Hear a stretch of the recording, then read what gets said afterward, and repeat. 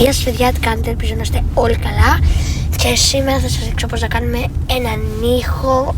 Θέλετε τραγούδι να το πείτε, θέλετε να το πείτε ringtone, ό,τι σας αρέσει να το κάνουμε ringtone. Δεν θα πω τραγούδι, θα πω οτιδήποτε σας θέλετε.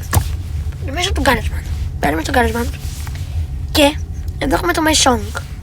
Αυτό εδώ όπως βλέπετε, εδώ έχω εγώ κάτσει και έχω τραβήξει λίγο.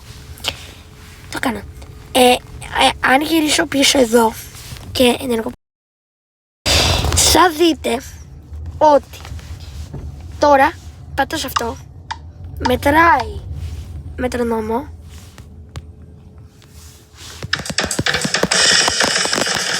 εγώ προσωπικά θα μου αρέσει πολύ αυτό.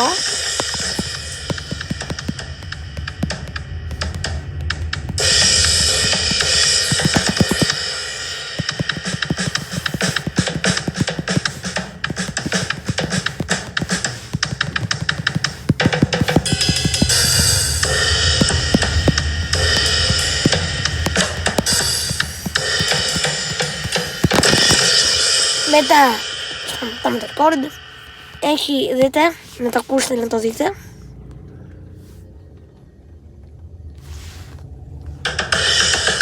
Είναι αυτό που ηχογραφήσαμε. Πατάμε εδώ για να μας βγάλει στα files. Πατάμε παρακαλώ My Song. Share as a ringtone. Και θα μου πει ότι είναι adjusted My Song. Ό,τι θέλουμε, για παράδειγμα μπορεί κάποιος να το θέλει σε contact. Εγώ το θέλω στάνταρ. Και άμα δείτε τώρα και πάμε εδώ στα clock, εδώ θα δείτε ότι υπάρχει. Ευχαριστώ πολύ παιδιά. Σας ξαναθυμίζω ότι θέλω να κάνετε like, share, subscribe, να πάτε στο κούδουνο καμπανάκι, το κάμπανο κουδουνάκι για να σας έρχεται ειδοποίηση για κάθε καινούργιο βίντεο και θα τα πούμε σε ένα επόμενο βίντεο. Γεια σας!